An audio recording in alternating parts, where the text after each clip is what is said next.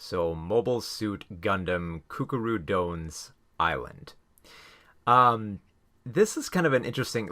Here's the weird thing. This is a Gundam film where it's kind of interesting for the specific knowledge if you're a Gundam fan, but in order to enjoy it, you don't necessarily have to be as up on the Gundam lore.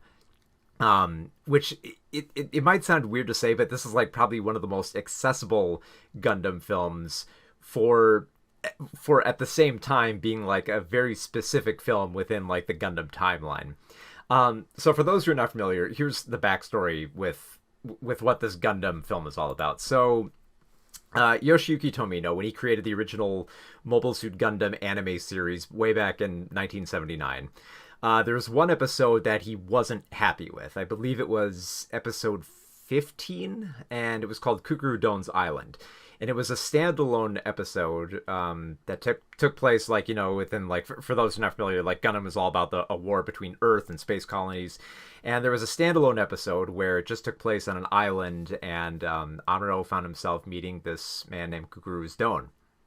And the episode did not air in America. Like Gundam aired on Toonami, but this episode was cut specifically because the creator Yoshiki Tomino wanted it removed from, like, basically removed from the continuity.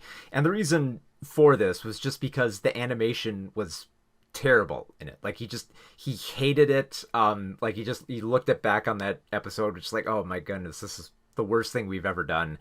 And which is saying a lot, because, like, if you look at the original Gundam series, there's a lot of, like, weird little animation errors here and there, where you can clearly tell they're working on a budget. But Kukuru's Don was definitely the worst one, so that got cut from continuity. And so, years later, if there's anything we've learned from, like, the current mindset of anime right now, it's that you can redo anything. You can go back and redo any anime like Berserk or Trigun or Evangelion. They love redoing. You can go back and you can try stuff again. So Kukuru's Don's Island is a remake specifically of one Gundam episode. Now, here's the weird thing. It's like it's like that episode, but it also makes some keen revisions on it, but not as much as you might think. So the story is that this takes place on Earth, where the White Base has just kind of, like, I believe in this weird revision, like it takes place just after they've taken over Jaburo, I believe. I might be wrong on that, but essentially, the Gundam and White Base are called in to investigate a mysterious island where all the Federation forces have been going, and they do not return. So it's just been called the Island of No Return. And so, since the teenage pilot Amuro Ray is piloting the Gundam, one of the most powerful mobile suits in the Federation Army, they send him out there to investigate. And he doesn't come back. He's not dead, but he doesn't come back, and White Base believe that they've lost Amuro.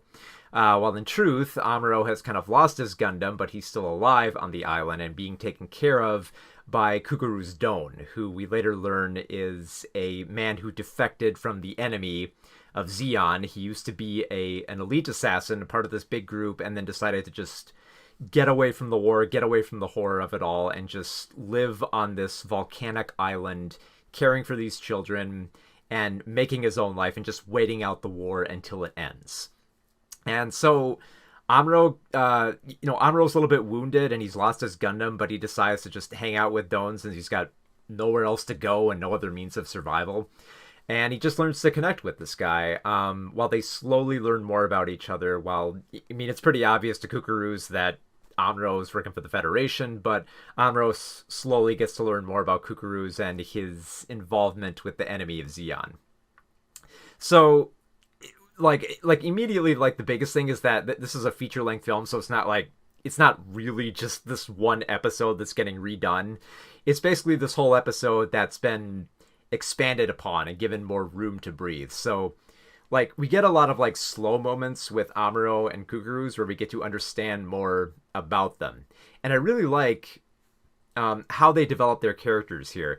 Like, if you compare it to, like, the original Gundam series was, like, highly expositional. Characters spoke a lot very directly about what they were trying to say. And here there's way more show than tell, just because there's much more time to do it.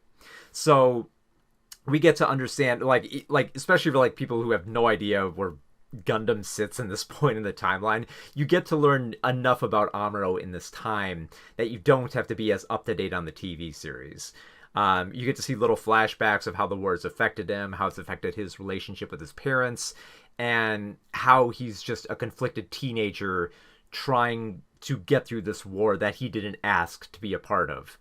And at the same time, we get to learn a whole lot more about Kukuru's Don, and there's actually a few kind of like relation to like there's little like tidbits in there to like other Gundam series. Like there's a crucial moment where we flash back to when Don was working with his elite Zeon unit, and he witnesses like the horrors of war where innocent civilians are killed within like the collateral damage. Kind of similar to, it might be a little bit reaching here, but kind of similar to the way it was in like Zeta Gundam. But yeah, we get to spend a lot more time with Amuro and Don, and we also get to spend a lot more time with the kids and just have these like simple moments where like there's a lot more intensity in, trying to milk a goat or trying to fix a water main. And they're pretty compelling sequences. But if you're worried that that's all the film is, don't worry. There is a lot of mecha action. It's not just like, and this is why I say this is like the most accessible Gundam film, because the plot is pretty simple here. Like, the bigger overarching plot here is that Kukurus is trying to protect this island that happens to be a hidden Zeon base, which will contain weapons that could drastically change the war. So Zeon wants to get there. The Federation doesn't want Zeon to be there, so there are bigger stakes at hand here. And you do get a lot of cool mobile suit fights that are pretty damn exciting. Like, it doesn't feel like they're cumbersome, but it also like retains a lot of like the classic design from the original series, which is really cool. And of course, like the biggest thing that I imagine like Tomino would have as a stipulation for this film is that the animation has to look good, because the Kukuru's Don episode did not look good to him. It was budgeted. It had so many errors. He did not like it. And it definitely looked like he would be pleased with this film. Like it looks clean and lush, and it also retains a lot of like the character designs where the characters still look like they did in the original series. They still have like the same exaggerations too. While also having like the same outfits, where there's only like kind of like just minor changes that you have to look at. I think like the biggest outfit change I would notice was that like, the Federation's soldier uniforms were a bit darker in the blue. And other than that, it's like, that's about it. Everything else just, it looks like the original Gundam series, just given like a fresh coat of paint and just making it look great. Like the original Gundam model, it hasn't been like revised in any major way. It still looks like the original. It's just now rendered in like this very crisp and detailed CGI, and it looks amazing to see on the screen, especially with like the abundance of color. Because like I have to bring that up. You would think that like a film where the majority of the battles take place on a volcanic island that's mostly filled with ash, it'd just be like dirty and dark and just like kind of like earth tones.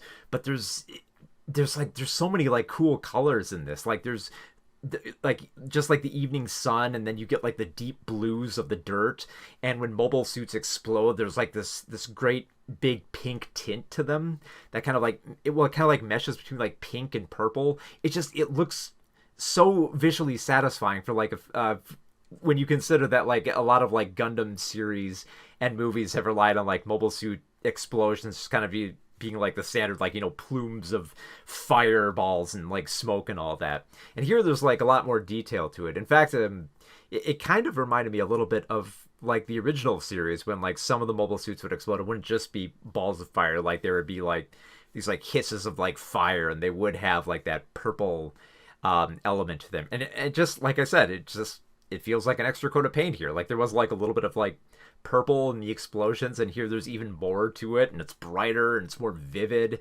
And it's just fun and exciting to watch like these scenes.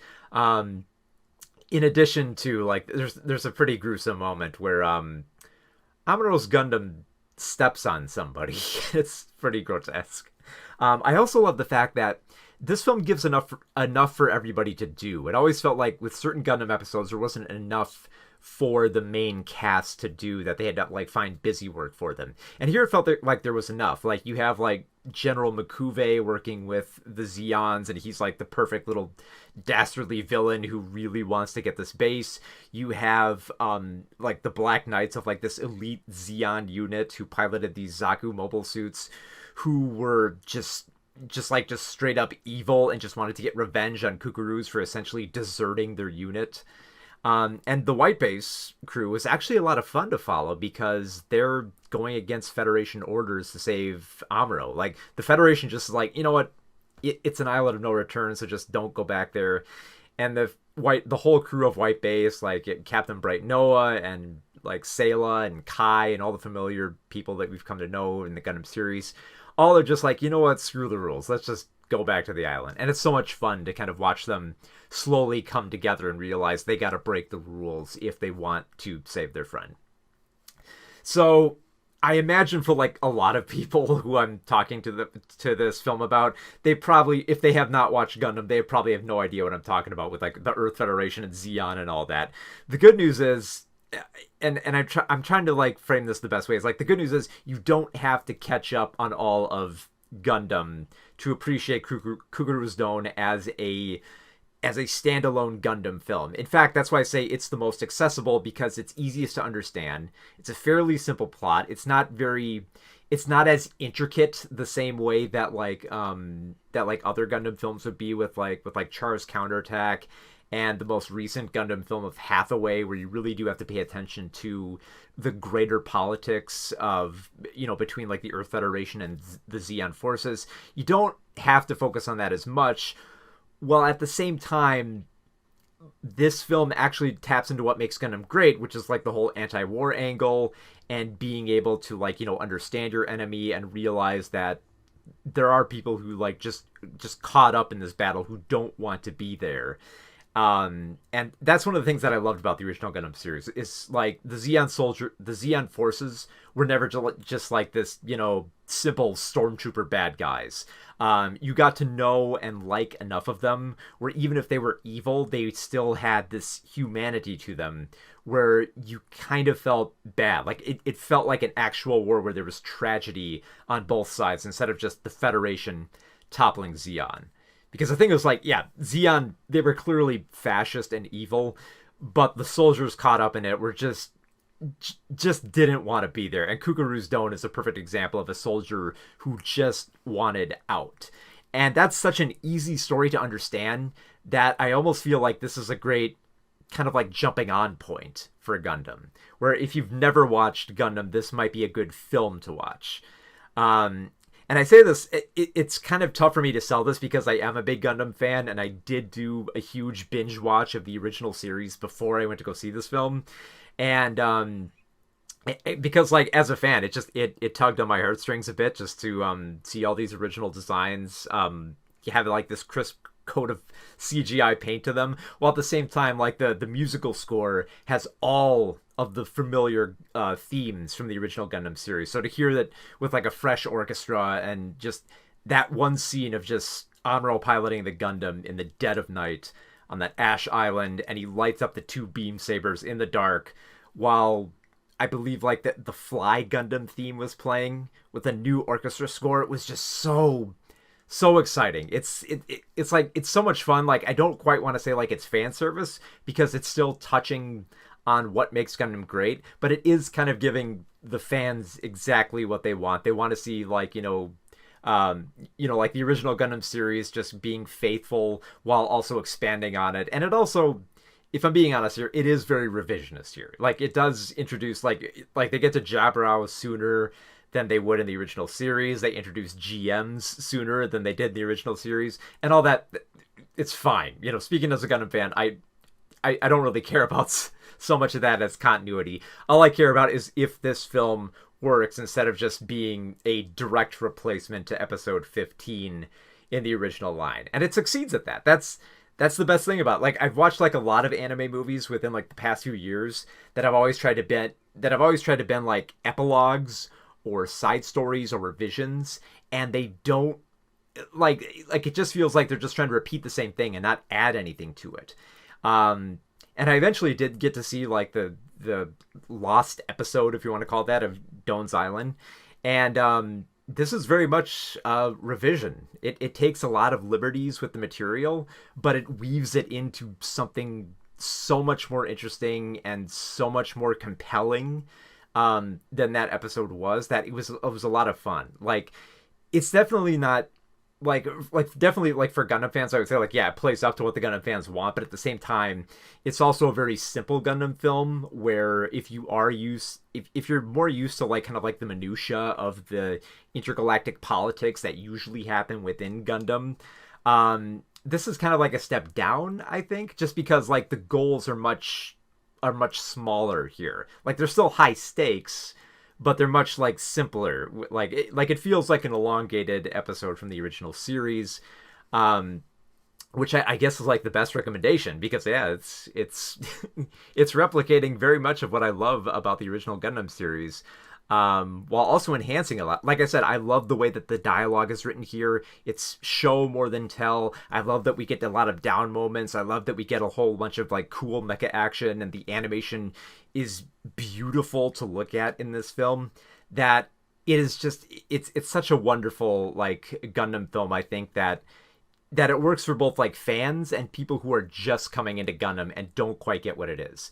Like, you are kind of like thrown a little bit into the deep end. Like, there are some tiny Easter eggs here and there where if you don't know who like Char Aznable is, or you're not really familiar with the mechanics of what a new type is, you might not get those little Easter eggs. But in terms of understanding the overall story here, it does enough explaining of its world without being like exposition. Like, cause that's always like the problem I found with a lot of these anime revisions and reboots, is like they always have like this heavy backstory and exposition that they got to go through that weighs down the film, and there's none of that here. It chucks you in, and it gives you it slowly doles out information on the characters that is key to this story, rather than just throwing out all the information that you don't need for this type of story. Like, you don't need to know who Char Aznable is for this film. You don't need to know what new types are. You don't need to know all the ranking members of the Duchy of Zeon. You're just given the key information that you need to understand this story.